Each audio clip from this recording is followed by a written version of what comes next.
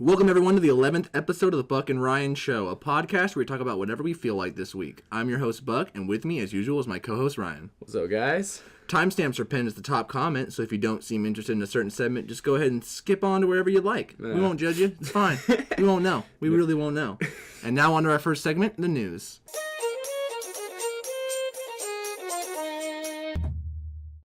Okay, Ryan, so first bit of news. Okay. Mark Hamill did a interview recently for his new show. What the fuck is it called? Nightfall? Yeah, I think it's Nightfall. I think it's Nightfall as well. Which looks pretty cool. I went and looked up the fucking. I just saw like an image of what he looked like, so I went and watched the trailer. I never fucking. I think the trailer was for season 2. Yeah, but I've never heard of it. Never seen season 1, but it looks pretty fucking cool. But he didn't backtrack on like a lot of the shit that he talked with episode 8 because he was very, very vocal about how he didn't like episode 8. But he also didn't take back some of what he said. He like, no, I did mean like there were some things. So first off, he said that he wasn't hoping, like he thought that he was going to get 3 movies and he would die at the last movie. He thought that there would be like a good reunion with everyone, with Luke, Han, and Leia. That it would be this big swan song for these characters. And then he was a little bit disappointed when he found out he got pushed to just the tail end of 7. But he was like, okay, cool, I'm gonna be a big thing in 8. He was very disappointed that him and Harrison wouldn't get to share a scene together. Yeah. He said it sounded really, really sad when he said, I'll probably never get to work with Harrison again. Like, that made me really fucking sad to hear. We gotta get them working together again. He said that he felt kind of tricked in a way because then not only that, he goes, okay, well then I'm gonna be really big in 8, at most in 9, and then I'll have my go out in 9. But no, they killed him off in 8. So he gets to come back in 9 as like he's we're assuming Force Ghost, or maybe a Flash, I don't know, but he's coming back in some extent. But he never got he got one scene with Carrie, and he was really, really happy that he got that scene with Carrie. But he still felt like, even to him, like, yeah, it was good that Mark and Carrie got to have a scene together, but it was really upsetting that Luke and Leia never really they never met up again. Yeah, they had that scene, but that wasn't really Luke. That was the ghost. That wasn't like Luke's still on the fucking island. He left for that island, and that was the last time he ever saw any of his friends. Yeah. So he felt a little bit duped. Yeah, duped by that. I mean, like, I get that. I don't know how much Disney told him beforehand, like, what the plan was. I'm assuming there was no plan for this because Rian Johnson just came in and flipped the fucking script. And I like The Last Jedi. I'm not a hater of The Last Jedi, but I am a little bit like, bro, what the fuck? Yeah, but then again, I mean, JJ was the one that did kill off Han. JJ killed off Han. But and that ruined a whole part of the reunion that he mainly was talking about. But so like you could say that, like, okay, Luke could have came in earlier and had a scene with Han, and then they kill off Han, or they wait to push Han. But like Harrison needed Han to die in that one; he wasn't doing another one. So there was a lot of shit going on with that one, and I think JJ did the best that he could. Although I don't know, like I said, you could have had Luke come in earlier. Although he said that he didn't want Luke to come in earlier because he would overshadow the other characters. But it's like, it's Luke Skywalker. Like, do something with that. Do something with the overshadowing. Like, or make your characters good enough to not over fucking shadow Luke. Because like Lando's cool. Lando didn't like. Luke, Han, and Leia overshadow Lando in 5, but like Lando's a fucking big character. Everyone fucking loves Lando. He's one. If you could say that there's a trio, you could even say that there's 4 of them really. There's 4 original trilogy people: Luke, Han, Leia, Lando. Yeah. So I don't know, like, really what was going through JJ's head too much with the pushing Luke to the very end, and then only to like but also JJ set up a lot of shit because that's what he's good at. He's mystery box guy. He's good at setting shit up. Yeah. And for Rian Johnson to take those setups and do either nothing with them or completely left turn it's okay for there to be a couple left turns. Yeah. But for everything to be a left turn is kind of just like, why? Yeah. Like I kind of was excited for some of these, like, I like the things that I felt JJ was setting up to happen. Yeah. And then I'm like, oh well, no, her parents are nobody. True. Like she didn't need to be a Skywalker. She didn't need to be a Kenobi. But for her parents to be somebody would have been nice. True, because but I mean, then again, they were setting up that they were somebody, that they went somewhere for some reason, and they didn't come back for some reason. Yeah. And for it to be like, oh no, they were just fucking. See, but they then sold again, it off for drinking money, left, and fucking died. See, I still don't believe that because I think they're trying to keep us again with that, and we have to wait for episode 9 to really base the judgments on what Rian Johnson did, because I feel like JJ can bring it all back together for 9. So that's what I think. I think a lot of people's problems with episode 8 are going to be resolved once episode 9 comes out, because it's going to answer a lot of those people's angry questions and shit. But what's next in the news? Okay, yeah. So that's basically kind of just what Mark Hamill said, but he also did say that he's still happy with what was made. Like, even though he doesn't agree with where the story went, he's still like, where the story went was still good. That doesn't mean that because he doesn't like, or because he doesn't like the direction that's bad. Yeah. And also, I think Mark Hamill gave one of his fucking best performances of all time in that in The Last Jedi. It was really good. Fucking good. It was really good. That moment where he's like, he asked, "Where's Han?" And fucking, you just like, you just see the devastation on his face, because in a way, it's also Mark Hamill kind of like realizing that he's not gonna work with fucking Harrison. He's like, oh, and it was so good. Yeah. Anyways, the next thing on our list, I writ down, oh god, that Sonic. Oh god, that Sonic. So oh god, this fucking thing. This fucking what the fuck? Why? What? Why? What for? Why are his hands white fur? Why is he not wearing gloves? Why does he have 2 eyes? Why 2 eyes? I mean, like, okay, like, I'm not too upset about the 2 eyes thing. No, why? Well, why did they do white fur? I don't like that little bit of white. Yeah, I don't like that little bit of white fur. Trying to make it look like 2 eyes. I don't like his Banjo-Kazooie nuts and bolts nose. Yeah, that's the only thing I can describe it as, is the Banjo-Kazooie nuts and bolts. Did we even see his feet? No, we saw them in those posters, so we can just not in the actual. I mean, at least his shoes look decent. No, but they're attached to weird human legs. Yeah. And it's weird because he kind of has like the normal Sonic shaped arms and stuff, but his legs are weird and human. I'm horrified. The only part that I think looks good is his like hedgehog kind of like tuft in the back of his head and shit. Those spikes, like, those look good.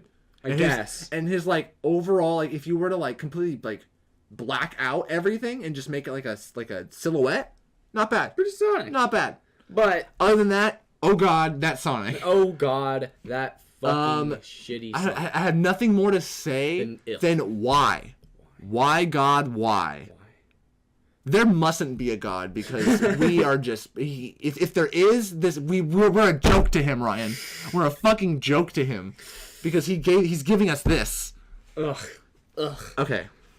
So on to something a little bit better. I don't know if this has been confirmed or not. But Idris Elba is being eyed to replace Will Smith, who just recently dropped out of Suicide Squad 2, which I didn't know they were even keeping Will Smith. But he said that, no, I'm not doing that. He said he's keeping the He said, big that's names. Not hot. That's not hot. He dipped out. And Idris Elba is being eyed by James Gunn, I think, is what the report is. Which is what I like to hear. For Deadshot. Holy shit. That sounds cool. And what I'm assuming is, what if this is like a time jump in a way? What if Suicide Squad 2 doesn't take place in this DC universe that they're trying to build? That this new one that they're trying to craft? Because I'm assuming that they're going to retcon certain movies from happening. Yeah. In the near future. With like a recast, or they're just gonna recast the Batman, and then it'll just be like, that like the Ben Affleck Batman is the John Hamm Batman, but they're the same. Like, I don't know. I don't know what they're doing, but what if this is like a fucking time jump where Idris Elba is old Will Smith? What they do? I don't know. I don't know what they're doing, or they're just recasting. I don't know. They're just complete reboot. I feel like it's just gonna be a complete. I feel the same way, but if they were to try to like work this into as like an actual sequel, that would be a cool way to do it. I could like that. Yeah, I mean, like, after seeing that Hobbs and Shaw trailer. Yeah, watching him kind of just be like a badass. Yeah, being a badass shot, especially with the guns. I'm like, ooh, I can see it. I like him. I like his face. I feel like could. I still wish he was doing James Bond, man, but everyone got all pissy, and now he's probably afraid to do it. And I'm like, fuck the world. I know. Do it. Like, who cares? We want you. But, anyways, that would be cool. Yeah, I'd like that. And so now in the news, we got some trailers. We got three trailers. Okay. Big trailers that came out. First off, Brightburn. Ooh. That was bringing James Gunn kind of back in the talk. James Gunn is the producer. Is he directing this? No. I don't know who's directing this. I think the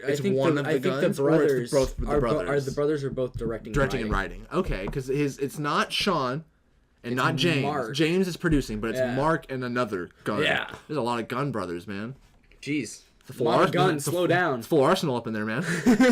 But an army. It so basically just kind of looks like if Superman was raised by kind of like parents that like they weren't like good souls like Paul and Martha Kent, and also was completely tormented as a child by bullies and just people shitting on him all the time, and he kind of turns into this like evil little kid Superman. Yeah, with that weird red hood. Yeah, cape. And he's got that like blanket cape around him and that weird like gas mask looking thing. Like, it's scary. Yeah, he looked kind of terrifying, and then he was like, "I want to be good." At the end of the trailer. Yeah, which I mean, like, I don't know what this is, man. I kind of like the sense of the kid has internal conflict because the mom is like, "Hey, you can be good." Yeah, and and you can tell that he has some sort of affection towards his mom. Yeah, for sure. Because she's the only one that he said in the trailer. I think she's the only one that understands. Yeah, because the dad is like totally like, give him away. Yeah, he's not our son. Sell because he's not adopted or some alien from space or we don't know what the fuck he is. No, but. Yeah, I think in the beginning was remember in the first trailer. I don't know if you ever watched the first trailer. He's like crash pods down from Earth or from space, and he crashes down in the backyard. Okay, yeah, he's Superman, but just raised like an evil kid. Got it. I get it. So it's super weird. The CGI doesn't look terrible for, I'm guessing, a lower budget movie. It looks pretty much Man of Steel-ish. Yeah, it doesn't look bad. It doesn't look bad. The flying him going through the house and shit didn't look that bad. It just seems I don't like how fast they really speed it up just because like it's to hide the blemishes in the CGI, but I'm not gonna complain. It looked fine. It's what they can do. So then we got let's do Shazam, Ryan. Shazam released I think it's trailer number 2. Yeah, they're like final trailer. Oh yeah, that comes out in April. It comes out April 5th. It's for my birthday. Okay, so I've had a big love-hate relationship with DC, as most of you know, who have listened to the other episodes of the podcast. But to sum it up, they've done very, very good with me, and they've done very, very bad with me. So I've always just been like, fuck DC. Fuck DC, but like, fucking try it, bitches. Like, I dare you to make a good movie. I fucking dare you. They giveth a Ben Affleck, and they take it from Ben Affleck. Take it like Ben Affleck.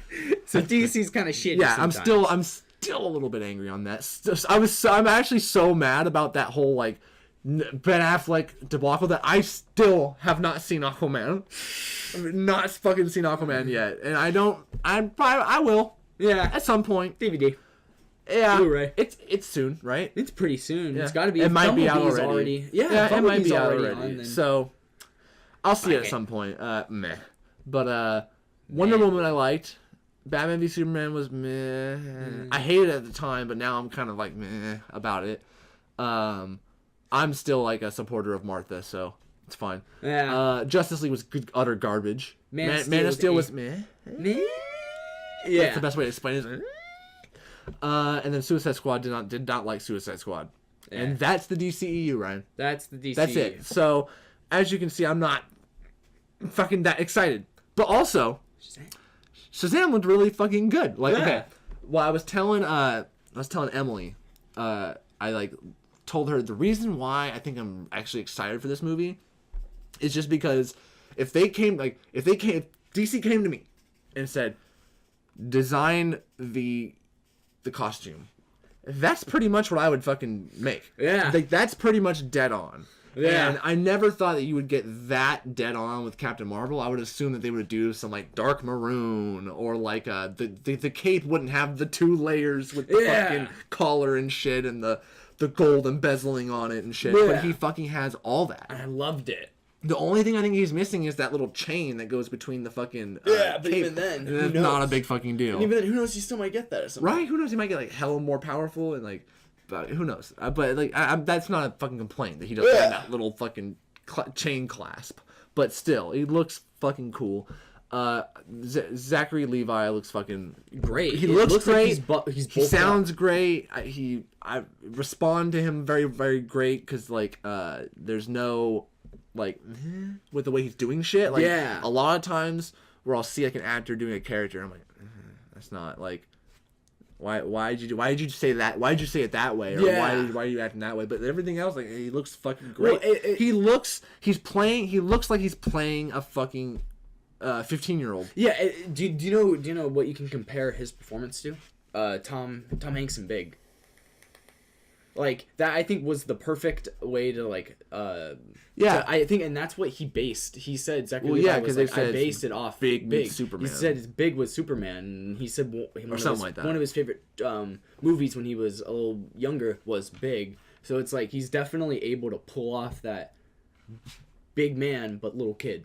Yeah, and it looks entertaining to the point where I'm like, okay, I'm excited to see like what this kid with these crazy powers is going to do against fucking Mark Strong, who I always like. Mark Strong, I wish he was still fucking Sinestro, but it's cool to see Mark Strong back doing fucking something. And I just like, there's certain like, I'm excited to see how funny this movie is going. I'm excited to see another comedy superhero movie because Deadpool, I love Deadpool so much. And Captain Marvel was surprisingly funny. We'll get to that later. Yeah. But I'm just excited to see how funny it is. Like, because that shot where he's like, leap tall buildings in a single bound, and he jumps up and he doesn't make it over the building and fucking crashes through the window. Like, that just looks funny. Like, I'm excited to see. Yeah, or like when he caught the bus. Yeah. He's like, but then I caught it. Like, yeah, it looks like, because at first you'd be like, well, who's this fucking reckless ass superhero? What the fuck's his fucking deal? But it's a fucking 15-year-old, so it makes total fucking sense. Yeah. If I got superpowers, I'm fucking 22. If I got fucking superpowers right now, I would fuck some shit up for sure. For sure, I'd fuck some shit up, testing out my powers. And like, dicking around, and you bet your fucking ass you'd be recording me, and I'd be fucking in like at the skate park doing fucking tricks and shit, learning how. Or going to the ATM and like having a bunch of money fly out on accident. That's stealing. That's not bad. That's bad. But he did it on accident. He didn't know. Okay, whatever. But just saying, I would be digging borrowing. Yeah, it's borrowing. He gave it back. He'll put it back into circulation. Yeah. He'll put it back in the government. Yeah, right back.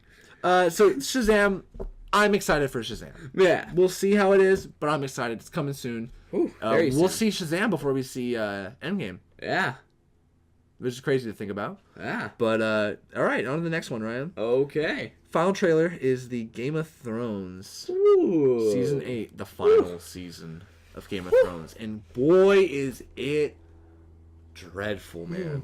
Every shot, my brain wants to... Every fucking shot, oh my god. Oh, no, I don't want to watch it, but I have to. I fucking have to. You've already gotten. And I would love to do one of those things where I just wait for it to be fucking over and then watch the whole thing in one go on the line. But I fucking can't, man. I can't trust the internet. I need to fucking be talking about it. Like it needs. I need to know. I need to know because people are gonna be telling me the fuck's dying. Because people are gonna be dying left and fucking right, man. Oh my fucking. God, I'm like fucking crazy. There's gonna be a battle, like the fucking last shot, dude. There's gonna be a fucking war, like the Battle of Westeros, dude, or not Westeros, Winterfell, where they're just against the fucking White Walkers, bro. Oh, it's gonna be beautiful. God, I'm not ready, dude. I'm not. Just read.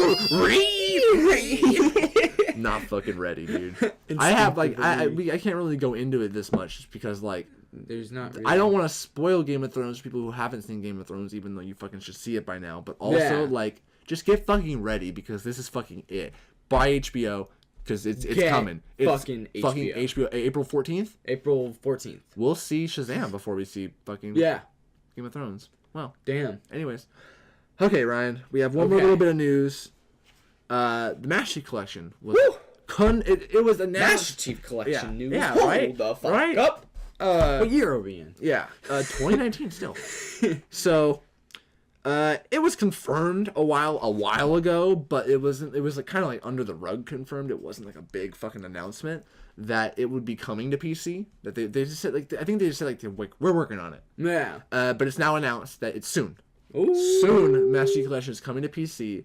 That is 100% confirmed by multiple people through Twitter, like Frank O'Connor. Everyone's it's confirmed. Like devs and shit. Also confirming that Infinite will launch, Ryan, on PC alongside the Xbox One. And I'm not sure if it's going to be out by now because they're not saying so, but I'm pretty sure if the new Xbox is out, it's going to launch on that as well. Oh, that's going to be fucking beautiful. Holy shit. And the rumor is that alongside the launch of Master Chief Collection on PC, because putting the Master Chief Collection on PC means putting basically all the Halos on PC, that they're also going to be adding Halo Reach onto PC as well to just complete it. Every Halo will be on PC besides me. I think Halo Wars 2 is on PC, but I don't know about 1. But so basically most of your real Halo games are on PC. Yeah, which the ones everybody really gives is fucking crazy. We're assuming Microsoft Store. What would be smart for them to do is to either do it through fucking Epic. The Epic launcher would be pretty smart. Or Steam, just fuck it. Or I was gonna say the only reason why I'm a big supporter of them revamping the Microsoft Store on the thing, because you're able to sign in on your Xbox account, and if you have Game Pass, you're able you don't have to buy the game. You can just use your exactly. So I like that because that's how I play Sea of Thieves. But also, on my computer. I think what would be smart for them to do is to just make a Halo launcher, a dedicated Halo launcher. That just you can launch all your Halos from there. It is connected to your Xbox account, so if you have Game Pass and there's any Halos, which there are on Game Pass, they automatically load up onto your download. It'd be amazing. You can buy it all through there. It may be all like if you're gonna buy the game, it purchases it through the Microsoft Store, gives you the code. You enter your code into your launcher. Bam, there you go. You have it in your launcher. That would be fucking smart. Because in this day and age, it used to be Steam. You had Steam, and then Origin came around. Yeah. And that was it. And then Epic made their fucking launcher, and now the Blizzard had a fucking Blizzard's launcher now has fucking Destiny and fucking all that. Well, it used to. Yeah, used to. But like we're in this world where you don't have to launch your games on Steam. Yeah. It would be smart to do that because that'd be amazing. We'd have to have Steam Workshop on Halo and like all that shit, but. With a Halo launcher, you could still do all that. You could still have your Forge. You could have, because the Halo 5 Forge is on PC. So you could have that part of that dedicated launcher. You could have all of that in its own fucking thing. There you go. That's what I would fucking do. But we'll see. I would cry. Probably just all on the Microsoft Store, but we'll see. Yeah. We'll see, because it's easy that way. But the last little bonus bit of news is, of course, Captain Marvel came out. Woo! Captain Marvel's out, and we done saw it. We did. We done saw it. About 12 hours ago. So instead of doing topics today, we last night recorded with our friend Emily, our special guest. We recorded just a full, I believe it's like an hour. Oh, it's like an hour and over 15. an hour. We just talked about the movie, maybe half an hour to an hour after seeing it. Yeah, so it's fresh. And so it's fresh goodies. We give our review, our ratings. We give a full-on review. I believe that it's the first 15-ish minutes we talk spoiler-free. Yeah. There will be a spoiler warning. I'm pretty sure I yelled at the fucking mic. Oh, yeah, he did. He did. There will be a spoiler warning to which we will just get into full spoilers. We do a full, breakdown of the whole movie from as much as we remember. It's pretty good. So, coming up right now will be that review.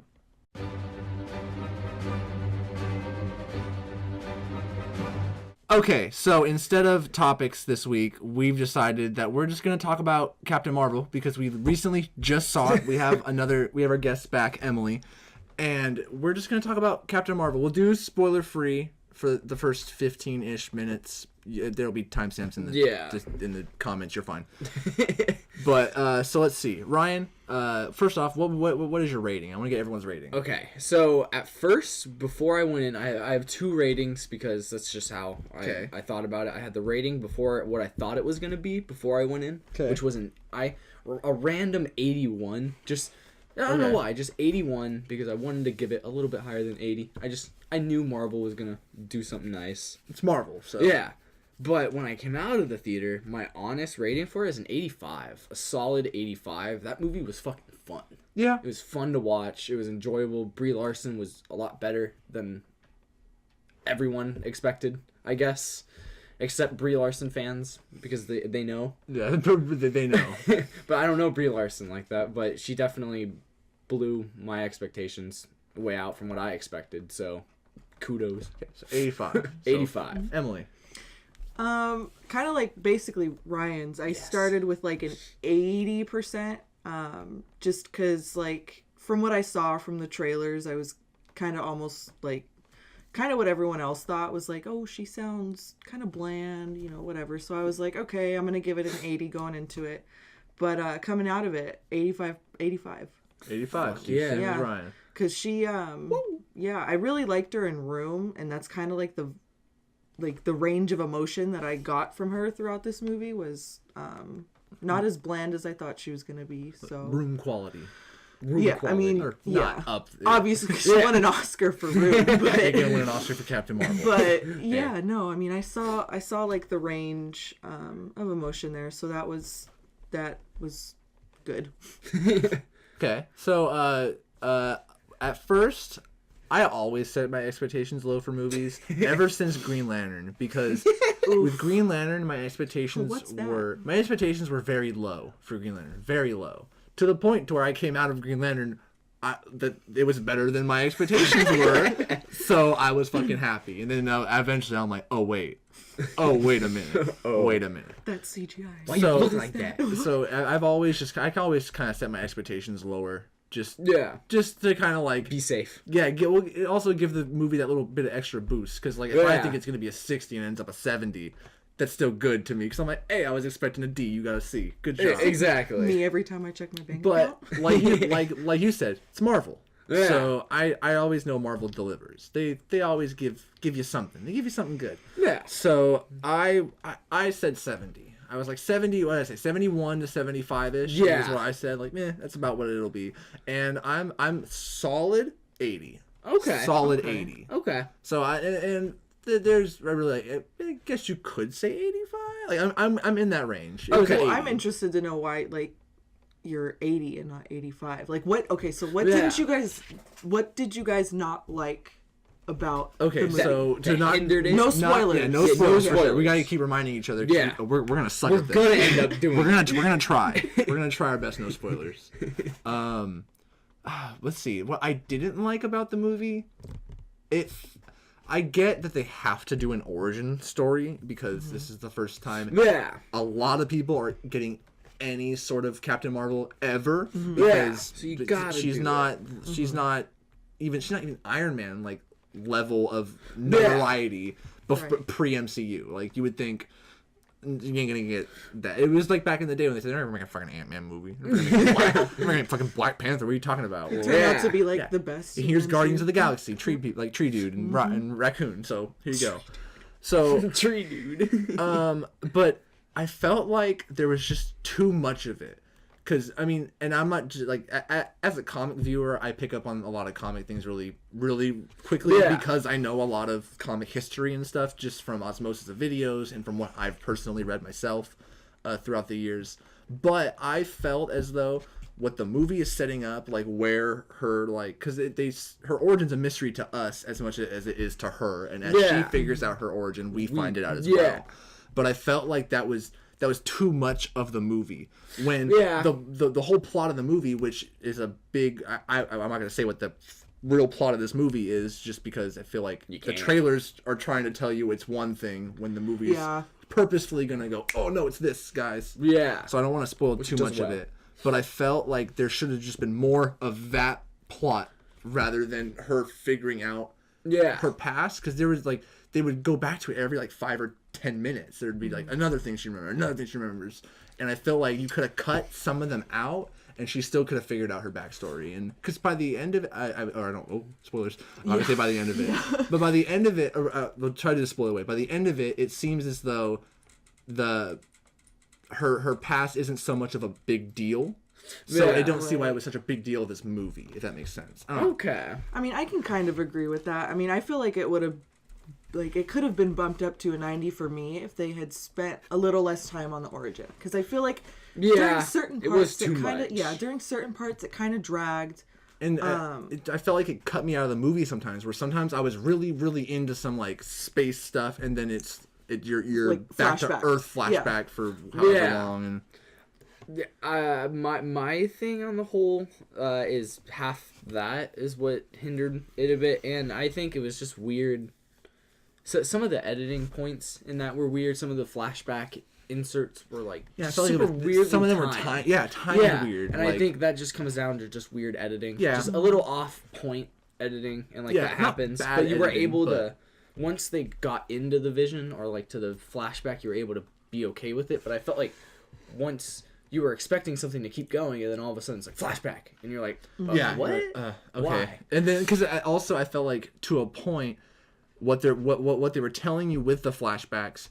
I felt like most of the audience had figured that out by now, and they still had 3 or 4 things to show you to hammer down the point of what they're trying to tell you with these flashbacks. Yeah, and I feel like I got that. I feel like I got that from the first 2. And the parts that they twist on you about that, you don't need to build them up as much because it's hard to explain it's hard to explain without spoilers. So we'll get back into that conversation when we go into spoilers.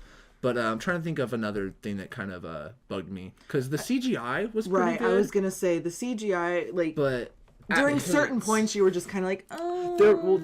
I could definitely tell there are moments that they spent a lot of time on, and then there are moments where they just they did their job and they did it. Which you can definitely tell if they spent most of their budget on Samuel. Yeah, they spent a lot of their budget on Nick Fury doing the youngify him. I don't know. Clark Gregg looked more makeup-y. I know that they did the CGI bit, but he didn't look like they had to do as much as making Samuel Jackson young. There was like a point, and it was in the trailers too, when she's kind of like falling out of the sky or whatever, and then she like opens her eyes. Yeah. During that part, I was like, why does she kind of look like Ronda Rousey? Like, it didn't look like her. It didn't look like Brie Larson. Yeah. And for some reason in my head, it was like, why does she look like Ronda Rousey? I don't know. Like, it just, the CGI during certain parts was like, but it really... You could tell it's because they had to, like, sacrifice this little thing to make this big thing better. So it's like, you can kind of excuse that in a way, I guess. It's like, don't spend so much time on her falling out of the sky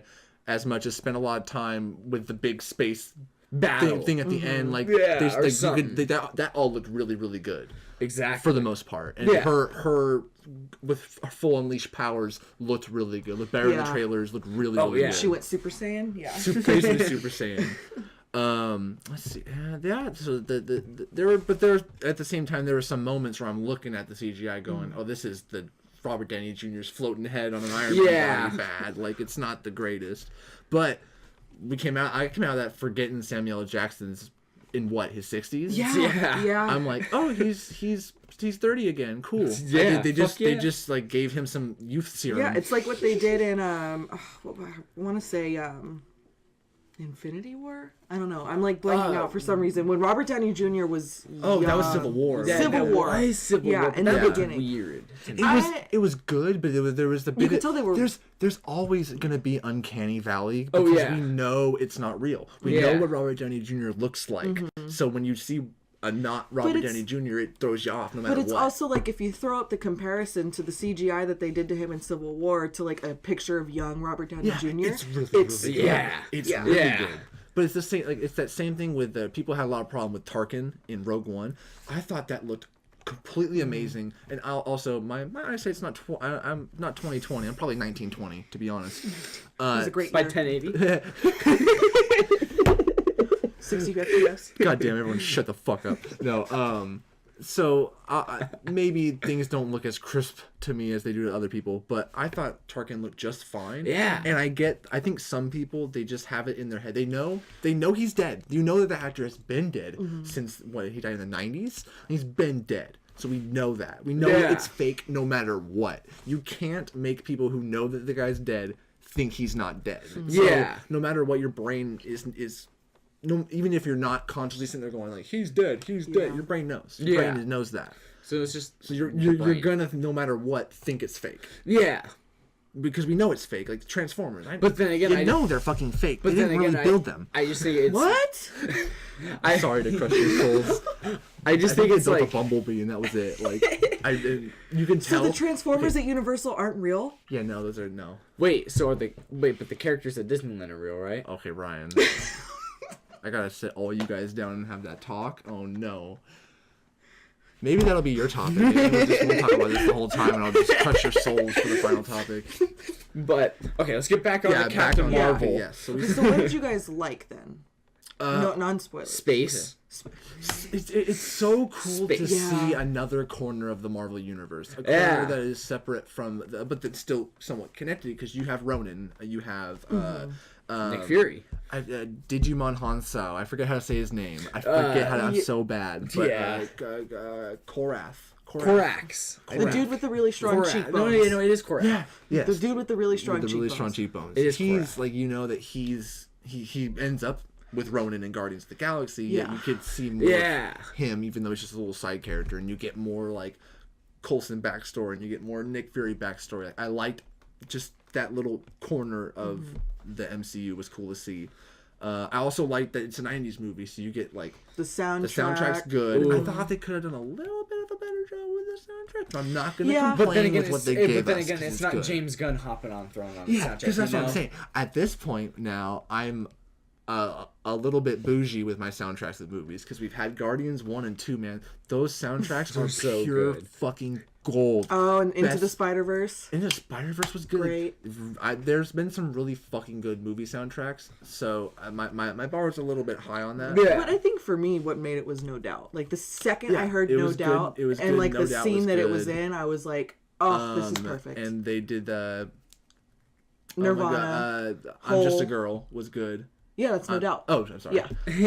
I'm stupid. That's No Doubt. What is wrong? I'm stupid.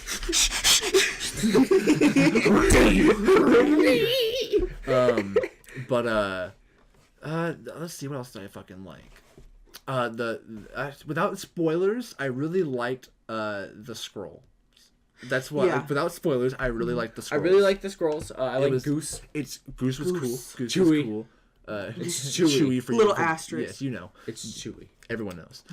So, yeah, that's about what I liked. But without spoilers, I can. We're gonna go on for a while when we talk about spoilers. But I liked the friendship dynamic between Carol and I forgot her first name, but I know her last name is Rambeau. Maria Maria Rambeau. Yeah, because Monica's the daughter.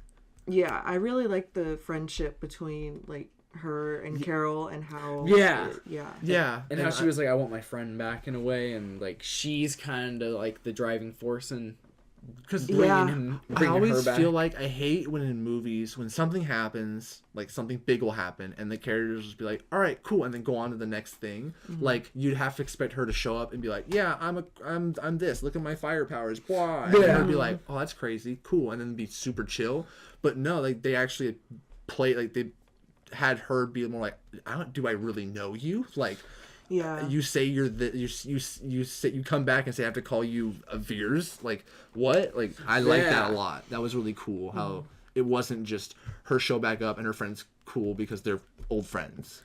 There was a bit of there was hesitance also a moment of doubt where she was like, I don't really believe it. I don't believe you. One thing I really liked about it was how they made the audience feel the same way as Captain Marvel at some points throughout the movie. Sometimes when she was confused, everyone else was wait a second.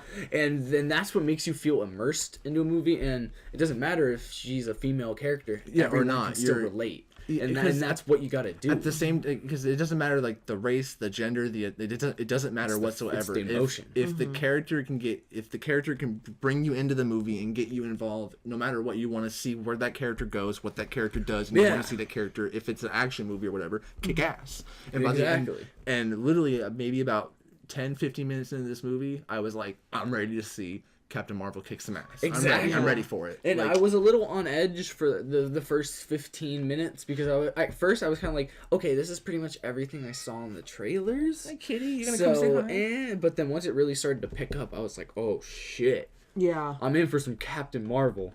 And I love the way they did her helmet. with the mohawk. It's fucking beautiful. And I think that's also why, like, going back to why I was kind of, what I didn't like was that it was slow in certain parts, because the buildup was great and there were parts that were great and you expected it to keep that momentum and keep going, and then it slowed it down with, you know, taking it back to, you know, a flashback or something. Because I feel like the buildup in that movie was great and you wanted to see, like, the fighting and, you know, blah, blah, blah.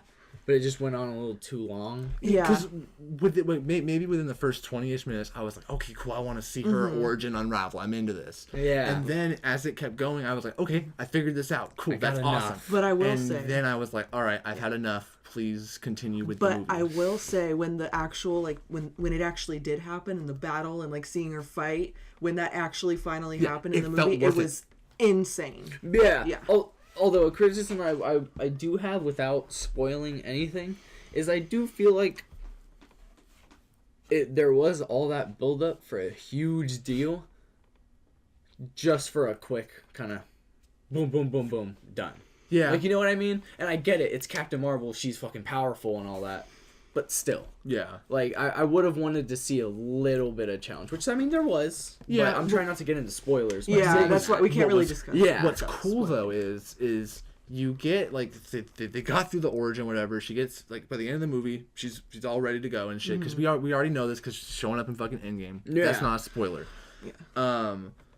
But at the same time... that's kind of a spoiler to say.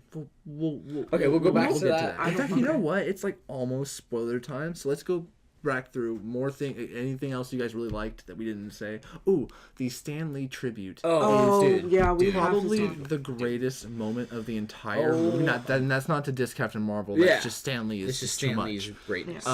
It's not a spoiler to say what it is. At the beginning of the movie, of every Marvel movie, you get the big Marvel fanfare with all the characters showing up and stuff. They just said, no, it's all Stan Lee. Every single one is a picture of Stan Lee, him with Robert Downey Jr., him in most of his cameos, and it felt really fucking good. And then the end, like, with the fade to black, and it just says, "Thank you, Stan." It was perfect. I think the thing I like the most about it is they were just like, no, we're not changing the names on the screen. Just put pictures of Stan.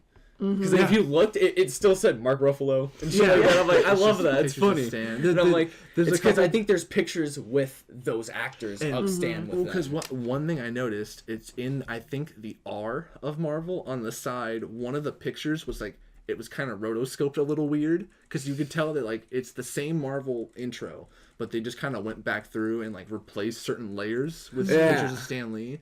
And then for some of the things where, like, it's the sides of the letters that play, like, clips from the movies, it'll have pictures of Stan Lee, but you could tell that they just kind of, like, skewed the image and had it, like, keyframe follow. And, like, there's a couple times where I noticed it, but still, like, it was still beautiful because it's the thought. It's the thought. Like, this is all him. Like, it's because all the characters are him no matter what. Even if without Stan, you don't get Hulk in that intro. You don't get, or you could get Captain America, but they wouldn't have Marvel movies without Stan. So it's all for Stan, and it felt really fucking good. Yeah. I guess his cameo wouldn't be too much of a spoiler either. We can just to be safe. Let's just because we're gonna jump into spoilers. Yeah. As Philip DeFranco would say, let's just jump into it. Let's jump into spoilers. One final thing, because some people get little pissy little bitches. Get the fuck out if you don't want any fucking spoilers. Get the fuck out. Fuck off. Bye. Guys, you're making them mad. That's the fucking spoiler warning. All right. So full on spoilers. The fuckers are gone. Captain Marvel dies. Fucking Ant-Man comes out of the quantum realm and does some shit and jumps up her vagina and then expands. Full on grows to giant man size. That's how he ends. Alright, so if you guys enjoy the video, okay, but let's actually get into spoilers. Okay, so we can kind of like fuck Jude Law. Let's run through this movie. Let's run through this movie. Oh, right. Because we just fucking chronologically. We just fucking saw it, so I think we can. I remember it pretty much. So the movie, it fucking starts with like it was that weird like quick flash of the crash, and then she sees like a scroll, and then she basically wakes up in her like fucking room with Star Force. Like she has like Brie Larson. She wakes up in a room.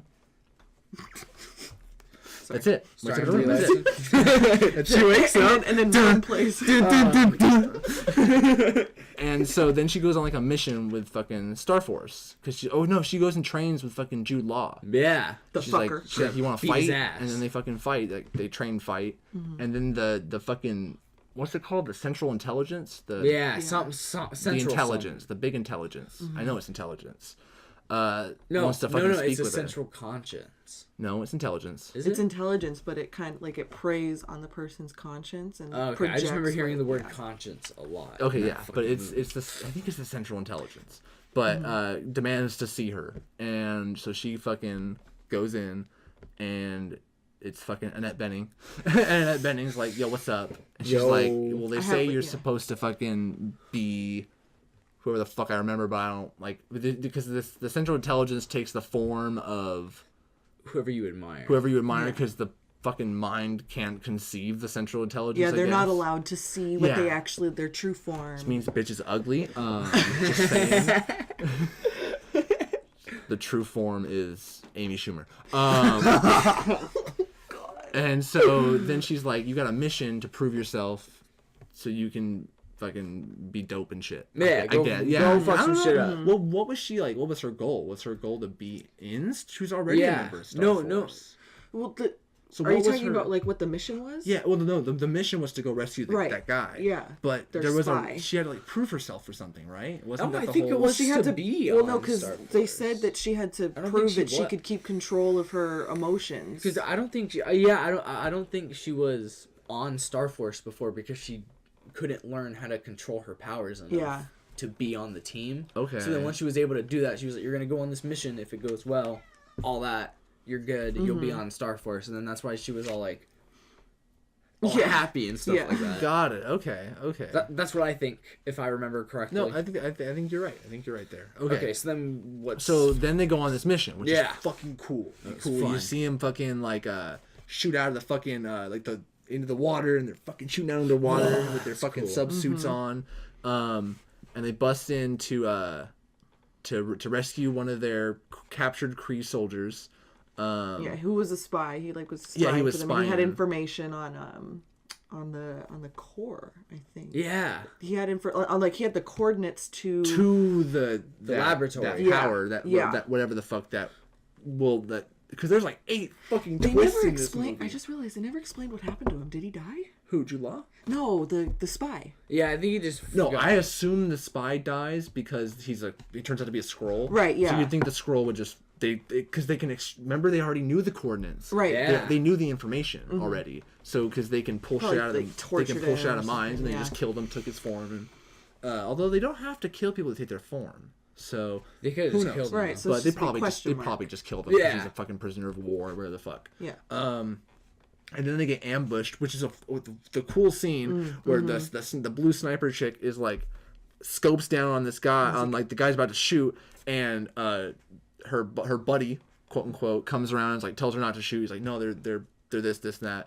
And so she looks back down to like keep an eye on everything, and she sees her buddy over there through her scopes, and so she like looks over and starts fucking fighting because he's a fucking Skrull. I liked his shit up. I liked the fucking transformation look, how it was all like and it looked like it kind of hurt a bit. Like it looks at some point one of them like had like a look of pain. Yeah, like he was when on the beach. He was on the beach. Oh, yeah. Where he's like yeah.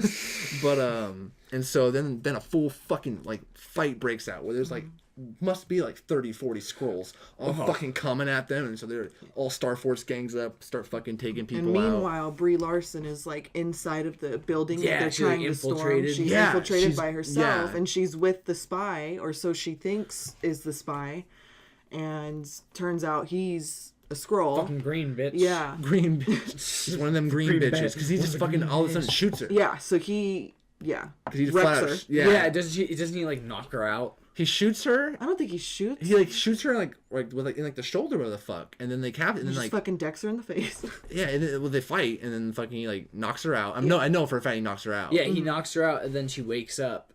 She's like upside down. No, she wakes up. With like flashbacks. With the flashbacks, and that's when we get our first big like hint of like there's gonna be a lot of fucking flashbacks. Get ready. Yeah, and like with the Skrulls talking over it, and then she wakes up and she's upside down and all that. But I don't even know what exactly was next. It was her breaking out, right? She realized she was kind of like well, because it was cool because there's like because over all these flashbacks you can hear the scrolls like saying like, wait, no, go forward, go to a different one. This is too much. This is too far back. Yeah. And as that's happening, she's starting to realize like her in like her memories, like she's in a simulation or some shit. She can at one point she's talking with Annette Bening, who is like a pilot friend of hers. We'll find out more about her later. I don't know what her name is. Oh my god, I forget her fucking name. But can we just Lawson? Lawson. Lawson. I was just gonna say because it's a spoiler review. Let's just say who the. Oh yeah, we'll get there. We'll get there. Hey, we're in spoilers. Yeah. It's Lawson. It's Lawson. Lawson. Or you can call her Marvel. You just call her Marvel. That's all right. Fine. And that's the end of the movie. Captain Marvel, as Emily said in the beginning, dies a painful death. Annette Bening is the new Captain Marvel showing up in Endgame. They show in the post credits. No. Samuel Jackson becomes Captain Marvel.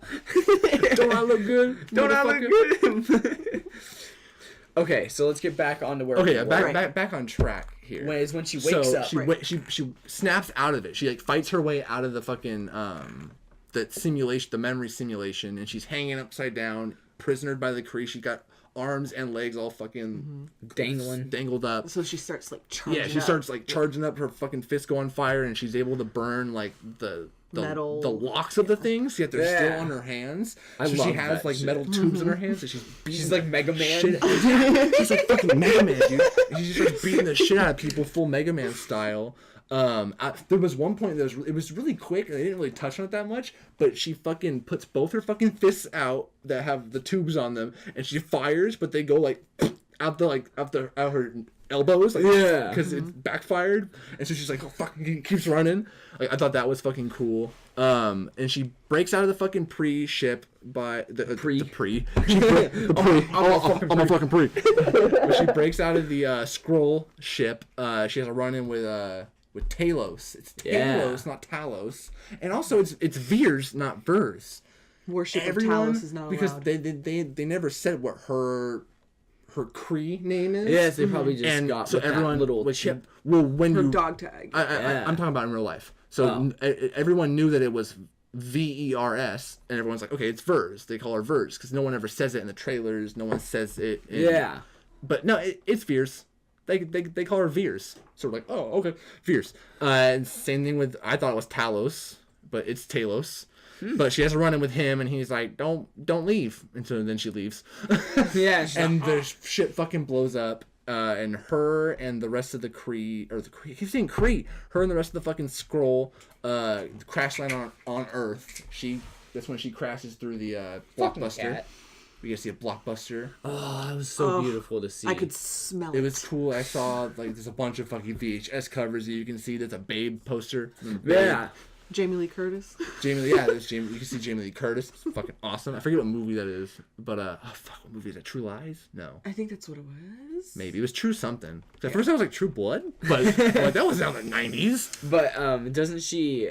She then like walks outside. She walks out. There's a security guard. And there's a security guard. And she walks up and she's like, "Where's your security?" Yeah, she's talking all Star Force babble. Yeah. And then she's like, "Do you know where I can get a communication device?" And the guy like points over, and it pans over, and it's a fucking Radio Shack. Classic ass Radio Shack. You get a big dose of fucking 90s right to the dome. It didn't feel like it was forced. No. Other than like for a joke. You see shit. Yeah, for a joke. People and there was like a lot of callbacks to like little like jokes that only 90s kids will there were remember. Trolls. Like, there's 90s jokes. I also think that when she was upside down, she looked like a troll. Oh, with her hair. Yeah, with the hair. It was just really funny. So she crashes. The Skrulls crash on the beach and take the form of some lady. There's a little joke. He's like, I got this. This one's taken. You gotta pick some other guy because they both transformed into the same person.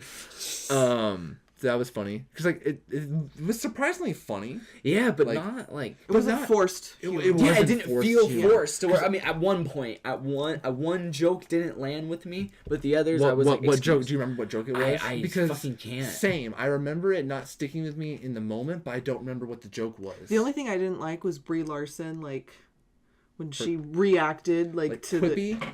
No, it was like she did the face, like she pulled the face, like when she was fighting the Skrull on the ship, when she like yelled back at him. Yeah, I was like, oh, that's kind of cringe. Like, don't do that. I forget what she said some quip to one of it was a Skrull she was fighting, and it didn't stick well with me. That's all I remember. But then there were other moments. I forget what the fuck was it. She said something. I was like, okay, that worked. She like quipped and it worked. But so on. Get back to the fucking story. So she's hooking up the phone to call Jude Law. Yeah, Jude Law. It cuts back. She calls Jude Law, and Jude Law's like, "Yo, we'll come get you." And she's like, "All right, cool." And then Shield shot at. By the Skrull shoots at her. Shield walks up and is like, "Yo, so Nick Fury and Coulson walk up. Yeah, they show up.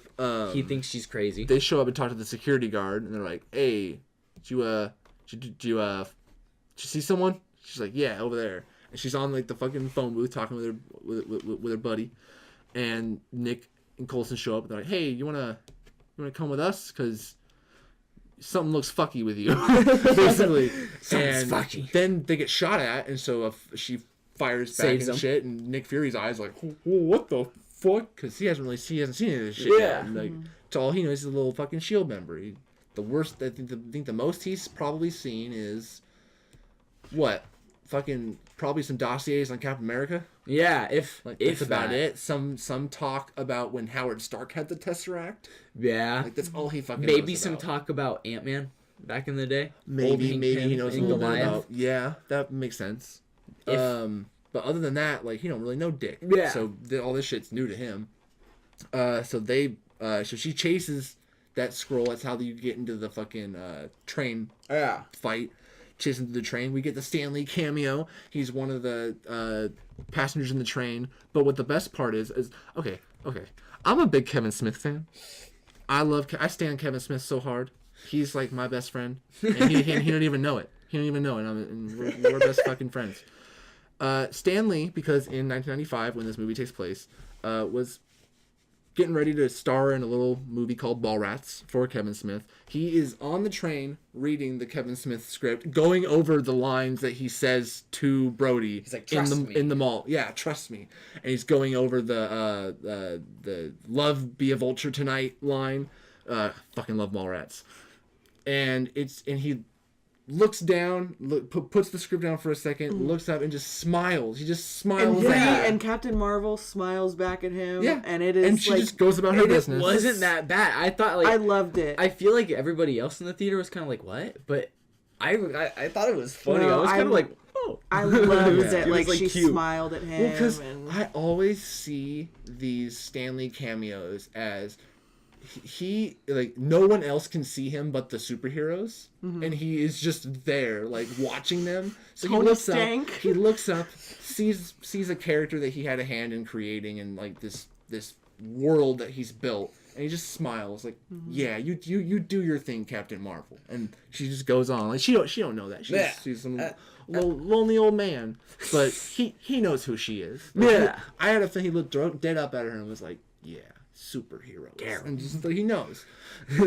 So then she decks an old lady. Yeah, so then she goes up, finds the old lady, decks her, has a full-on like ninja fight with this old lady that people on the train are going, oh, and like holding her back from like, she's legit fighting like a 90-year-old.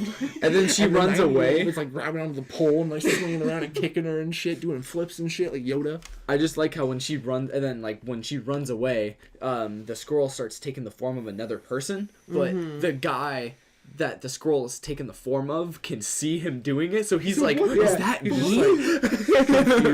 He's just in the background, like it's just like, so she chases him out of on top of the fucking train. And then what fucking happens? So he like touches the fucking the cable that connects it to the track. And it's electrocuted. So she catches up to him and start fucking fighting. Then what? He does something to get under, and she has to shoot her way into the thing because they went under the tunnel. Yeah. Okay, yeah. Oh, meanwhile, though, Nick Fury they are chasing them. Yeah, Nick Fury and Coulson are chasing them in a car, and it's, like, super cool. Yeah, it's like Fast and the Furious car fucking shit. But then a call comes in, and it's Coulson. And Coulson's like, hey, boss, yeah, I'm still at the Blockbuster. And Nick Fury just looks over at fucking Coulson in the fucking car seat, and Coulson's just like, oh fuck, my cover's blown, and fucking starts fucking fighting Nick. So Nick's fighting Skrull Coulson, and then they start like choking each other up. So Nick's just like, fuck it. So and Nick, he swerves that car, and that car slams right into another car, right into the passenger side. The Skrull gets fucking dead on impact, just fucking shattered. This whole time it's Coulson, so Nick doesn't know he's fighting a fucking alien. He just knows that he's fighting some shape-shifting thing that it looks like his fucking friend. Until it dies and takes its true form, so and he's like, what the fuck? Like looks over into the fucking car and just sees a fucking green goblin looking thing, like dead. And then if I remember correctly, he covers it up. So no one can see it. He's like shield business. Yeah, fucking pedestrians and shit. And then it cuts to them doing like a autopsy. Autopsy on it. So the train fight is basically over at this point. Captain Marvel loses track of the Skrull, but he leaves behind like a piece of it's that code that they got. They got like a code to something. So the now, coordinates. So now basically she has like what she wanted. So she has what she wanted, and she's like. So she's just like basically waiting for Yon-Rogg and Jude Law and all her Star Force buddies to come pick her up. Yeah. And so she's like hanging out in front of this fucking like a bar, I think, and this dude on a motorcycle shows up and like says some fucking give me a smile. Yeah, he's like fucking being a douche to her. She's trying to like she just holds her composure and just lets him fucking say his shit, and he goes inside like all like defeated. Yep, and so she takes his motorcycle. She like strips a mannequin so she doesn't, because this whole time she's wearing her in her green and black Star Force costume. I love that. He goes, nice wetsuit. That's what he says. And so she steals a mannequin's clothes. Steals the motorcycle, and she goes off to this bar that she's like seeing. Well, she goes to a internet cafe and uses the fucking internet. Oh my god, I forgot. And she's like typing with one finger. How, like, and it's like the old web browser before, like, or when Google was first starting. This bar that she has in her memory or something, right? I think she saw it in one of the memories. Yeah. So she looks it up, goes to the fucking bar, and Nick Fury is there. And so so she tells him who she is, and he kind of talks about her to her. He make sure each other aren't fucking Skrulls or whatever the fuck. Yeah. Back at the fucking autopsy, before we get to that, at the fucking autopsy, Nick Fury's boss, I don't know, like, they didn't really say, like, what glasses motherfucker. Shield, but Ben Mendelsohn, he's there, and so Nick Fury fucking dips, and it's just the surgeon and boss boy. And Boss guy leans down to the fucking thought he was Skrull. gonna like kiss him or something. Right? I know. He leans down to like right close to the Skrull, and he's like, "You will not die in vain, brother. I will finish." And you're like, "Oh fuck!" And they reveal that it's Talos. And so back to the bar. Nick Fury, they meet up, and so she kind of tells him what she's looking for. So he's like, "I know where to go. I got clearance." Yeah, so they join forces. Yeah, so they join up and skirt out. They go and find shit on the Project Pegasus. And Pegasus. I like the thing of when they go in and she's like, and she's asking him what people call him, and he's like, Fury. What does your mom call you? Fury. What do your kids call you? Fury. And eventually, when I have kids, they're gonna call me Fury. When I have them, they're gonna call me Fury. And which that's is important. also it's a setup. Yeah. It's so smart to use a joke as a setup, and we'll get to that. And so Fury, in the meantime, has also contacted his Shield boss and has been like, "All right, I'm with her, so that way they can capture her and do Shield shit with her." Yeah. And meanwhile, they go to he's like kind of just like humoring her until Shield shows up to fucking get her. So they go looking through Lawson files and Pegasus files, and they find all the shit, and they're going through. She finds a picture of Lawson and Rambeau, and then in the background, it's her climbing into a fucking jet. She's like, "Oh, what the fuck?" So she's starting to kind of like put the pieces together. Yeah. And then Fury is like, "All right, I'm gonna dip real quick. I'll be right back." And so he meets up with fucking Ben Mendelsohn and down the bottom floor of the elevator. And as they get into the elevator, he's like, "Good job, Nicholas." And he gives him just this like stank look, just like It's like motherfucker. Like the face is just motherfucker. Like it's the perfect. It's not motherfucker Fury. face. It's Samuel L. Jackson. Yeah, it's a Samuel L. Jackson. Samuel L. Jackson face. came out through the CGI and everything. And it was just like motherfucker. And the fucking thing doors close, and he tells him like a fake plan, sets him on the wrong floor. But then he gets out. He figures out right away. And he's able to Did I say something wrong? Yeah, it was like wrong. You did. Yeah. So they start like beefing in the middle of like the what's it called? The filing room. Yeah, like the file room where they keep all of the information on people or whatever. So they're like fucking brawling. Yeah, full on fight. And Yeah. like and Talos is fucking winning. He fucking beats the shit out of Nick, and Nick's like, oh fuck. And then he gets fucking blasted back by fucking, I don't know what the fuck her powers are called, but she goes binary. They call it going binary.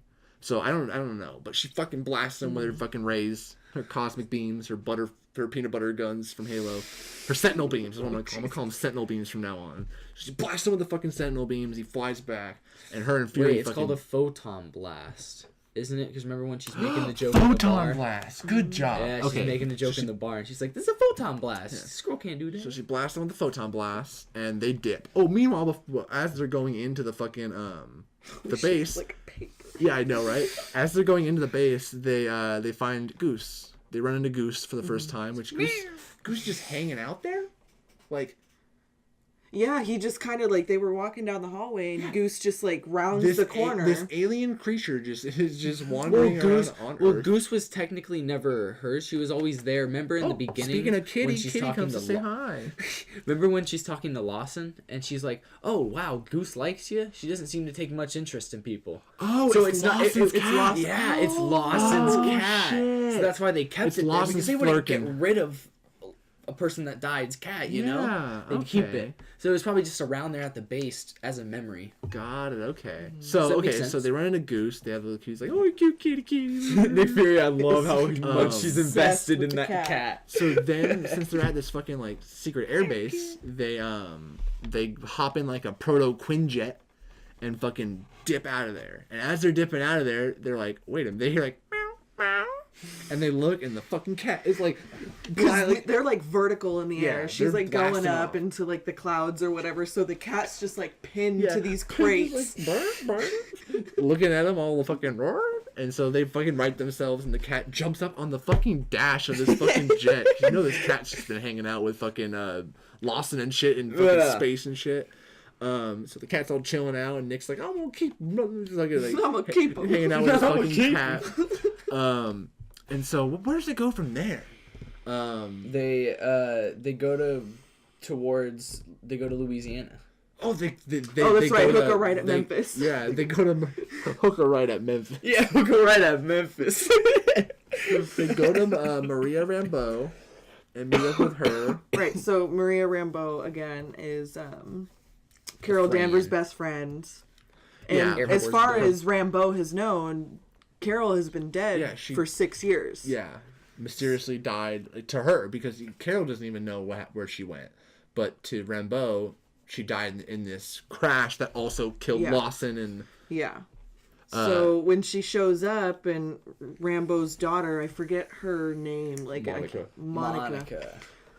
She like. It's like Auntie Carol, runs up to her, and Carol's like, "What the fuck? Like, I don't know you, bitch. Like, so get your kid, girl. Someone get your kid." And Monica's like, "What the fuck?" She like looks fucking. Yeah, it was more like she's seeing a ghost. Like she's seeing some fucking vision. She looks like the face, like the actress needs to be commemorated because she did a great job. Whoever plays Maria, but she had this look on her face that for some reason in the theater I remember thinking this, like it felt like she has been seeing Carol in her head many times since this has happened for 6 years, and for a second she thinks it's just another one of those, and then she's like, oh, this is real, because that's when she notices her before Monica runs out and is like, Auntie Carol, and until that, then she's like, oh wait, fuck, this is real, and she has this look of like, paleness on her fucking face. Yeah, it's like she's seeing dead people. Yeah, it was really, really well done. Like, just but it's also like dialogue. Yeah, like if any of you guys have like your best friend in the world, imagine them dying for like, or so you think that they died, and then they just like show up 6 years later. Up? Like, so, you know, like that was like the emotion that I got from that scene. It felt very.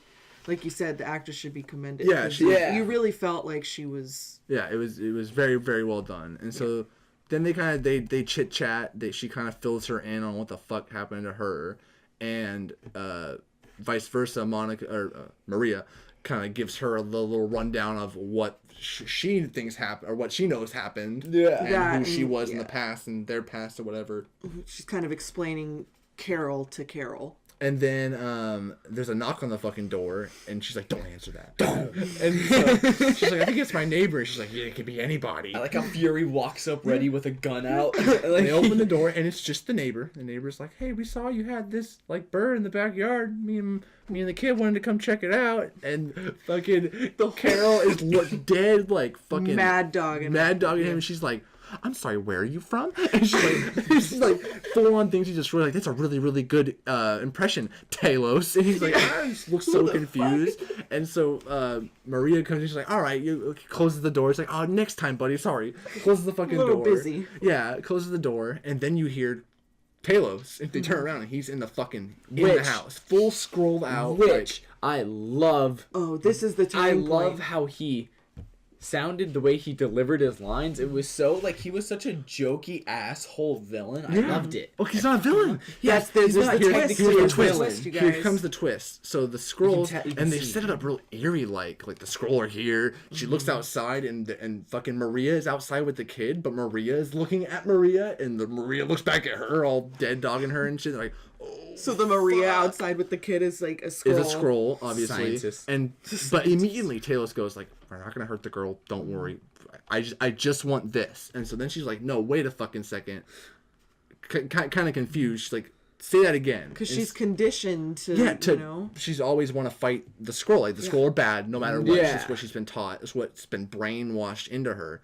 And he kind of gives her the rundown of like, no. We are running. The Kree destroyed our planet, and we're just trying to fucking live. Yeah, they're like casualties of war. Exactly. And he goes, no matter where we go, the Kree are like hunting us down. But it's basically like a fucking like genocide almost of this fucking race. Yeah. Which, to my knowledge, has not been done before. Exactly. Like, I was gonna say, I don't know about this, but the Skrull are good guys in this story. Like, they're the good guys, and the Kree are the bad. The Kree are the people hunting them down, and they're just trying to fucking survive. And there's not a lot of them left. And he basically says, like, I just want the coordinates to this light speed thing so we can fucking go. Yeah, we don't want it for anything else. We just want to bounce. The only reason the Skrull have wanted Lawson's data in her, because they think that she basically developed light speed travel. Yeah. And that's the secret she's been keeping. And the Skrull want that so they can leave. So they can go to a different galaxy where the Kree aren't going to come hunt them. Yeah. Where they can start anew and just live their fucking life. Which is like, it got that kind of like tug at my heart a little bit. Like, oh my god, I felt really bad for these fucking goblin looking people. But at the same time, like, you felt just as confused as Carol did, because for a second she didn't want to believe it, and for a second I didn't want to believe it. It's like, he's lying. It's because we all, just as Carol, were taught that the Skrull are like bad. In the comics, so we all read that the Skrull are bad, just like the and whole the Kree time, are good. Even towards the end, I was still expecting like a Talos twist to be like, boom, haha, now I have what I want. Boom. Yeah, like, you know what I mean? I was totally expecting, like, when they helped all the people, all the Skrulls, just crowd around them and fuck them up. Exactly. So I was expecting it. Just as cautious, like edge of your seat. And so then they kind of like, they literally they sit at a dinner table and fucking chat with a Skrull, and they talk about a plan. They kind of say, okay, you know what? We believe you. We actually believe you. And also, Carol is, like, flashing back now, and now she has, like, the real memory of what happened to Lawson. This is when she figures out about Jude Law. So I forgot. As the Skrull is explaining this to her, that that they just, they're basically casualties of war, and, they just want to go somewhere and live away from all of this, violence. Carol finally is having a flashback of the crash with Lawson, but is remembering it as it really happened, and not what the Kree had, because the Kree altered the memory. They altered the memory, and they took parts of the memory out, so when you piece it together with what they had before, it tells a different story than with the actual. Because the memory we saw at first was Lawson was basically like, at the end out there with a gun and shit, and like a scroll comes out of the the smoke or whatever, and basically like what we think guns Lawson down, and so that's supposed to kind of spawn this hatred, I guess, for Carol to fight the Skrulls. But the actual real memory is Lawson gets gunned down by Jude Law. Jude Law. Because they want her data. Because, so Lawson was a Kree spy sent to Earth to, like... help the Skrull. Yeah, well, because she was sent to do one thing, but then she wanted to end the war. Yeah, well, because she was sent by the Kree to like develop shit to fight the Skrull. But then when she like ended up actually like meeting with Skrull and shit, then she started to work with the Skrull. She had a bunch of Skrull like, in a spaceship orbiting Earth and shit, and she was just working to develop this so that she can send them home to end the war. Because if they leave and there's no Skrull to fight, the war's over. Yeah. So she was gonna end the war without fucking fighting. We're just sending the casualties of war home to a new home. Yeah. Which fucking was like, oh shit, this is fucking crazy. It was so good. That was the oh shit moment. Yeah, that was like the big oh shit. Every movie has an oh shit moment. That was the big oh shit moment. So then they just like they hatch a plan. Like, all right, well, fucking Yon-Rog's coming. Like Jude Law's coming. So we should prepare for that shit. So they set up like one decoy. Yeah, one of the Skrulls decoys as Carol, the scientist guy. Yeah, I was kind of sad that he died. Rip. But they meet up with Yon-Rog, and he's like kind of talks with her, whatever the fuck. But then the Skrull says the wrong thing, right? And Jude Law catches on, and guns her down, and fucking Carol falls, but then turns into fucking Skrull.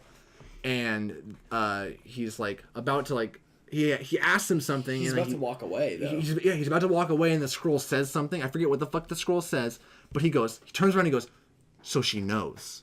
So then he figures out that Carol knows the truth, and so since he knows that the Kree are dicks. So since he knows it really fucking happens, he's like, oh, he has a little bit of like oh shit on his face, like, oh, but he knows that like pissed. Okay, she's like he knows about that inhibitor chip on her neck. He knows like okay, we can deal with this, right? Like we can control her. Yeah, so he sets out to go fucking get her.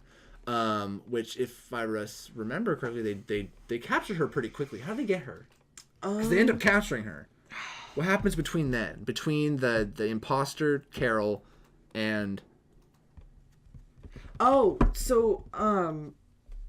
Carol takes them to the coordinates. She asks her best friend, she asks Rambo to be her co-pilot. Yes. So they go up into space. And they find her, find Lawson's fucking and it shit was laboratory. like, it was cloaked in orbit. At this point, they also reveal that Lawson is Mar-Vell, the OG Mar-Vell. They have gender swapped this, which is fine. I'm cool with it. And so they go up into her space station, and they find the fucking Tesseract. The fucking Tesseract is what she's been using to develop light speed travel, which makes fucking sense because it's a fucking space stone. It's used to travel through space. So it makes fucking sense. She's harnessing power from the Tesseract to light speed travel. So they take the Tesseract, put it in a little Fonzie lunchbox. And then they look on the table, and there's a cup of coffee that is steaming. And like, and they're not alone. And there's a fucking like, almost a moment where like everyone's heart kind of drops. Like, oh fuck, something bad's about to happen. And then Talos, who's with them, sets out like a like a Chewbacca, like a Wookiee cry. And a bunch of fucking Skrull like timidly come out of the darkness, like they're families of Skrull, like children and people that Lawson or Mar-Vell has been refugees. She's been collecting and saving and protecting here from the Kree. And so they say like, okay, fuck, like this is the plan. They basically developed the fucking light speed. Yeah. Because they kind of the scientist scroll reworked the fucking Quinjet to travel into fucking space. So now they go, okay, cool, we can continue her fucking work and send you guys fucking home. Yeah. But then. Out of nowhere. Fucking Jude Law. And his Jude little Law and his little bitch boy force, Stargay. they fucking... TGA. Subscribe to PewDiePie. So, seriously though, subscribe to PewDiePie. This isn't a fucking joke. I know everyone's saying it. This isn't a fucking joke. We can't let them win. Anyways. So... then fucking Jude Law shows up with his little buddies and fucking fight ensues. A fight doesn't ensue. He kind of just has them all cornered because they don't have weapons. He takes Carol to this room so she can... And in a moment of true leadership, which up to this point, I'm still kind of like iffy about Talos. Like, he's going to turn on him. But he fucking goes... He goes... They're just refugees. They're just they're just people. Take me instead. And he goes right up to fucking Jude Law. And real gangster shit. Yeah, and I'm like, all right, this guy is actually good. He cares about his family. Exactly. So then Brie Larson's basically like, fuck that shit, right? And then she kind of like they start fucking fighting. That's when the fight breaks out. Yeah. So they submit her basically, and she's they win because like he like says something, and then her little inhibitor chip fucking like lights up or the fuck, and she can't use her fucking powers. So she's just like, fuck, and she runs at him, and he just fucking lays her out, and fucking they capture her, and they have her like strapped down into the Venom symbiote. Basically, like a bunch of little like silver symbiote tendrils and stuff. And she's hooked up back to the Central Intelligence. I'm pretty sure it's Central Intelligence. And that's when Come As You Are. Yeah, Nirvana kicks in, which is sick. And all I heard was the bass line. Why can't I remember her fucking name now? The Central Intelligence actress, Annette Bening. And Annette Bening is there like Marvel. Yeah, she's looking there like, all right, so she isn't like trying to be all like, all Vern, Veers. She's like, you done fucked up. Now we're gonna have to recondition you, blah blah blah. And so she's like trying to fight back. And the whole time, Annette Bening's like, nope, you can't fight back. Like, I'm the Central Intelligence, blah, blah, blah.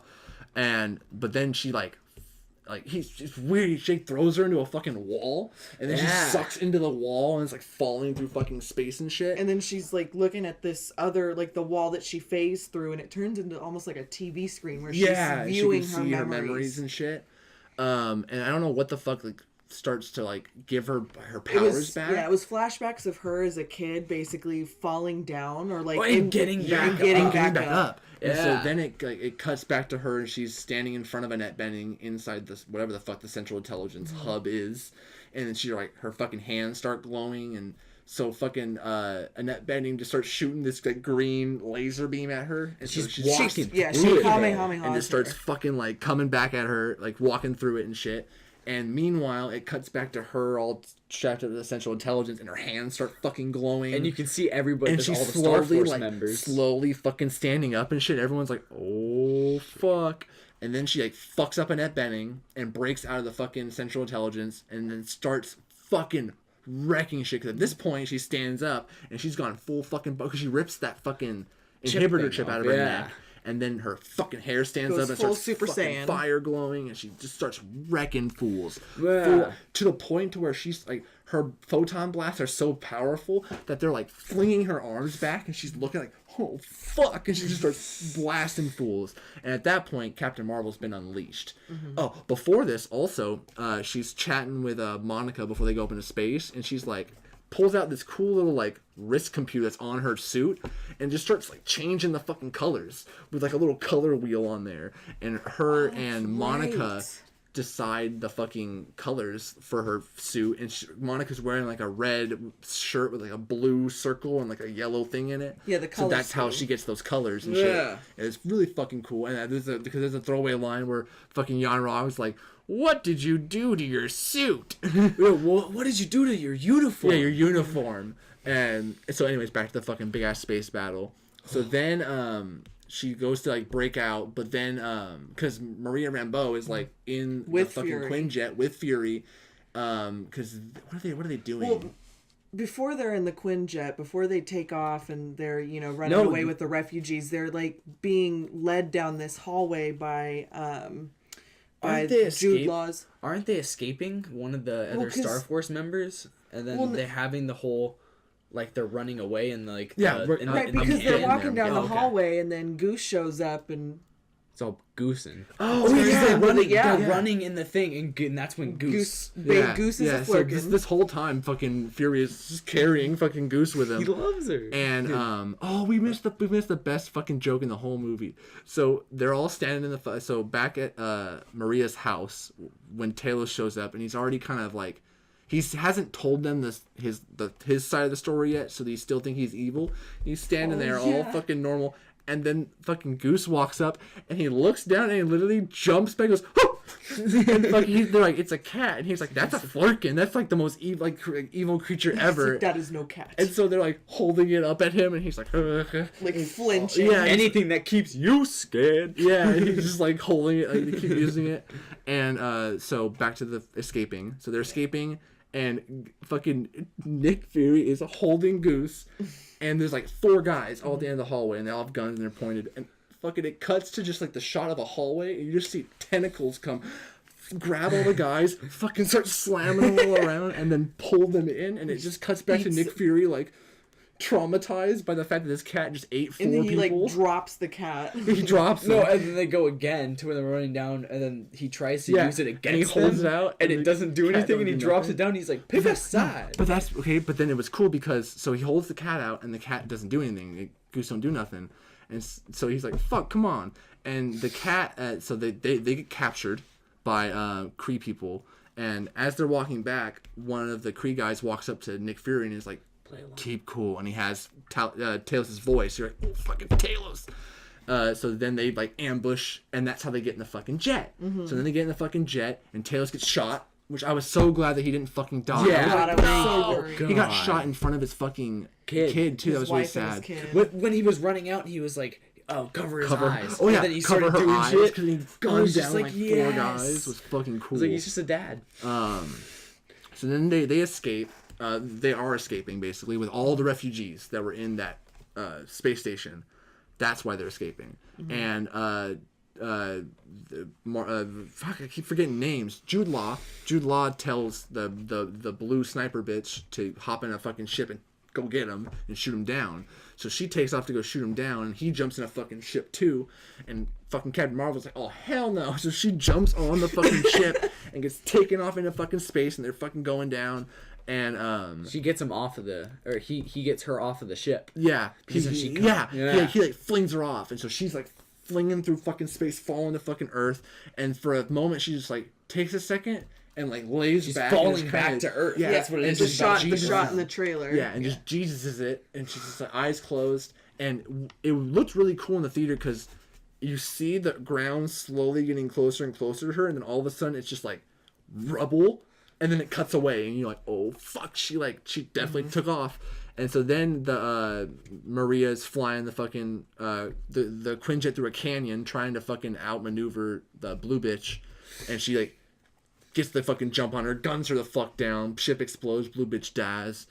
She goes for Yon-Rogg. Yeah, so then she fucking goes for Yon-Rogg, Yon-Rogg goes for her because he shoots the fucking wing, I think. No, Yon-Rogg's going for Maria and Fury, and then all of a sudden, out of nowhere, comes Captain Marvel and fucking Captain Marvel decks it. Flying up, full on fire, and just punches his ship. She just punches his ship. And it starts flying, spins out of control, and crashes on the fucking ground. And then Nick Fury's like, "What was that? Yeah, what was that?" And so then she flies up into space, and then she decides like, "Fuck," because Ronan's coming. Yeah, because Yon-Rogg called Ronan. So then all the Kree warships show up, and fucking Ronan standing with his fucking hammer, looking all fucking cool and blue. And so she looks up and is like, "Fuck those guys!" And so she fucking flies up.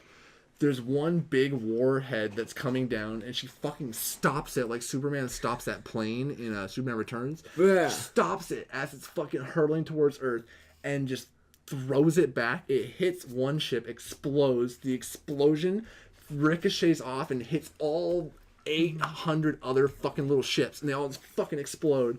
And so she comes flying up, takes down 2 giant fucking warships, all while fucking Ronan's like watching. And she like flies up in front of Ronan and just looks at him, and she's like, "I'm gonna fuck you up." And he's like, "Let's fucking go." Do it. We're out. And so then he's like, "We gotta go." And so then they fucking dip, and she's like, "Awesome." So then she goes back down to have her final confrontation with Jude Law. With the Rog. And pulls a full on Indiana Jones. He's full on. He's like, "I'm so proud of you." He almost kind of like. I think he was just trying to like play her up a little bit. Oh yeah, but he was totally like, "I'm so proud." He had his gun on her and shit, and then he just holsters it. He's like, "I'm fucking proud of you." He was hoping not to get his ass beat. And then he was like, "But now you ain't got no fucking emotions. Let's fucking go. No powers, nothing. Let's fucking go." And she just blasts him, and he flies across the thing, hits the fucking rock. He's like, "Oh, fuck." It's like Batman when he gets hit by Superman. He's like, "Argh." So she fucking like restrains him, throws him back in his fucking pod, and is like, and he's like, "I can't go back empty-handed." And she's like, "You're not going back empty-handed. I got a fucking message for you. Tell him I'm fucking coming. I'm gonna end the fucking war. I'm coming to end it." And then she like shoots the fucking engines, and the engines fucking take off and sends fucking Yon-Rogg back to where his mama fucking made him. I don't know. And then she goes back. Which I don't get. Why isn't he blue? I don't know. The Kree are blue. Why ain't he blue? Everyone else is blue on Star Force except for Digimon Hanzo. Yeah, but Marvel wasn't blue, and yeah, I don't know. Who knows? Anyways, and so after he's sent away, she helps she goes back, and so where she's been this whole time, they reveal, is she went and sent the scroll off to find a new home. She helped him find a new home, and she's been doing that. And that's why she didn't show up in the fucking Avengers. But it's explained that it's shown her giving Nick Fury the pager. And she's like, "Hey, it's for emergencies only. Mm-hmm. Only for emergencies. Super emergencies." Oh, and then it's also revealed that we also learn how Nick Fury loses his eye. Oh yes. So this whole movie, they had like 4 eye jokes. One of like him, like where the guy just casually like, "How's your eye?" Because he got like a little bit of cut on it, so he had an ice pack on it, and he's always like, his eyes just fucked up this whole movie. And he's holding fucking Goose, and Goose just fucking scratches him. Yeah, and he's like, "Ah, mother!" I swear, he says, "Motherfucking." He doesn't say it because he can't, but. And so it scratches his fucking eye, and it gives him that 3 scar thing. Fucks up his eye. She's like, "How's your eye?" He's like, "It's fine." And his eye's all like fucked up. And he's like, "It's fine." And then like at the end, Coulson comes in with like a box of glass eyes. Box of glass eyes, and he has like a little like flimsy little eye patch on, like taped to him, and he's just like, that's it, nah. And he folds up the box, just like, that ain't happening. And then Coulson was like, "So are you maintaining that you like a scroll shot you in the eye or like some thing?" Like, and he's like, "Yep." He's like, "Did that really happen? Did it really happen that you saved them by like defeating the scroll?" Like, and he's like. He was like, "Is it true, sir?" And he's like, "What?" And he goes, "That the scroll burned out your eye and you wouldn't tell them anything." Yeah. He's like, "I'm neither confirming nor denying those truths." But he just actually got it fucking scratched out by a Flerken. And then it's also shown that he has like a little like cat bed, and he's adopted Goose. Yeah, he's adopted Goose. I want to know where the fuck Goose is at. I want a Goose spinoff. Where's Goose in the Endgame? Like where's Goose been during Avengers? Where's Goose? We need to know during Iron Man 2. What happened to Goose? Okay, so then now I feel like it's time. We're at the end of the movie. We can. Is that the end of the movie? Yeah, she goes and helps them leave. She goes and helps them leave, and then it ends. Oh no! We find out how the Avengers Initiative comes. Yeah. So he's writing up this document because he talked with Coulson. He's like, "Yeah, we're gonna like we weren't even looking for her and we found her. There's got to be more people out there." So he's writing up a document called the Protector Initiative. Yeah. And he looks at a picture of Carol, and her plane on the side of the plane says Carol Avenger Danvers. And he looks. You hear him typing. You hear the theme. And the theme you just kicks know in. that he made it Avenger Initiative, and then it plays. The theme. The theme kicks smiles in, a little bit, and you're like, oh. And it doesn't even show that he typed Avenger Initiative. You just know. You know. You hear the Avenge. And you're like, oh, it was so good. And then it ends. Yep. And then there's post-credits. Post-credits scene. Post-credits. So the first one, which was the best one, it cuts to just that pager. The pager's hooked up to some fucking machine, and it goes off, and it shuts off, and it cuts to Steve Rogers. He's watching like the population count dwindle bearded, down, and just fucking distraught.